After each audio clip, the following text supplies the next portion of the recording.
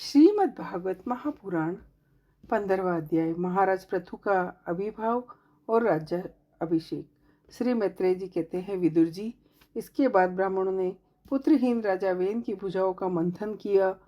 तब उससे एक स्त्री पुरुष का जोड़ा प्रकट हुआ। ब्रह्मवादी स्त्री ऋषि उस जोड़े को उत्पन्न हुआ देख भगवान का अंश जान बहुत प्रसन्न हुए। ऋषियों ने कहा, यह पुरुष भगवान विष्णु की विश्वपालिनी कला से हुआ है और यह स्त्री उन परम पुरुष की कभी अलग न होने वाली शक्ति लक्ष्मी जी का अवतार है। इनमें से जो पुरुष है वह अपने सुयश का प्रथम विस्तार करने के कारण प्रथम यशस्वी पृथु नाम का सम्राट होगा। राजाओं में यही सबसे पहला होगा और यह सुंदरी इन पृथु को अपना पति बनाएगी। इसका नाम अर्ची होगा।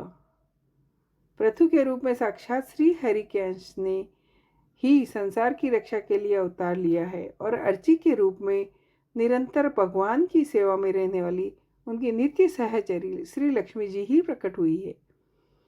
मैत्रेय जी कहते हैं, विदुर जी, उस समय ब्राह्मण लोग पृथु की स्तुति करने लगे। श्रेष्ठ गंधर्वों ने गुणगान किया।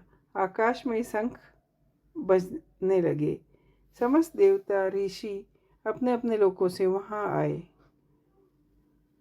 जगत गुरु ब्रह्मा देवता और देवेश्वरों के साथ पधारे। उन्होंने वेन कुमार पृथु के दाहिने हाथ में भगवान विष्णु की हस्तरेखाएं और चरण में कमल चिन्ह देखा।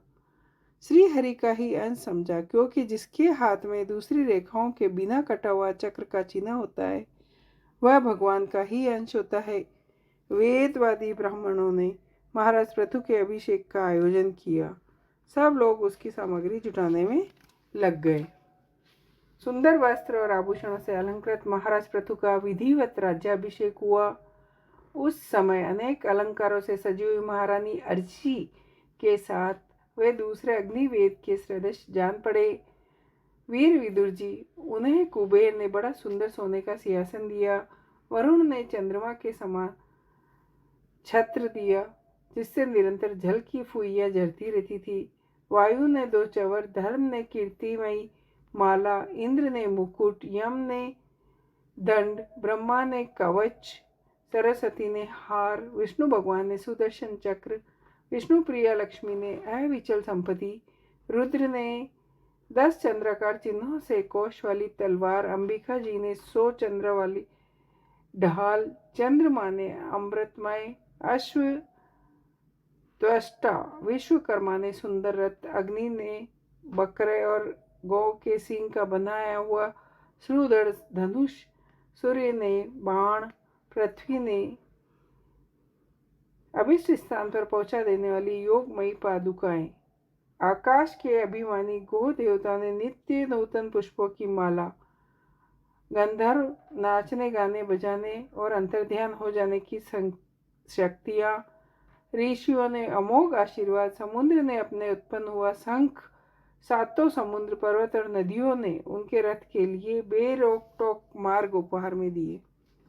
इसके पश्चात सूत मागध वंदीजन उनकी स्तुति करने के लिए उपस्थित हुए।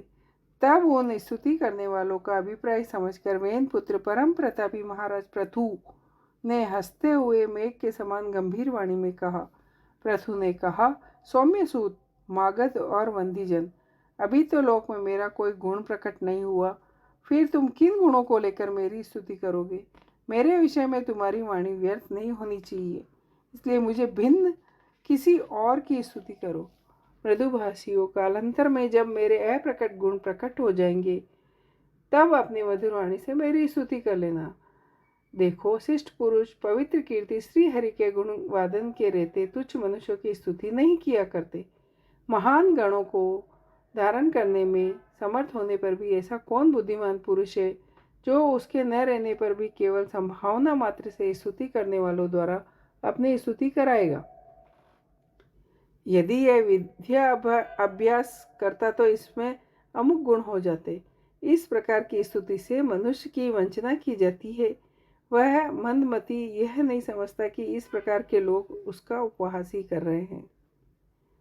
सूतगण, अभी हम अपने श्रेष्ठ कर्मों द्वारा लोक में अप्रसिद्ध ही हैं।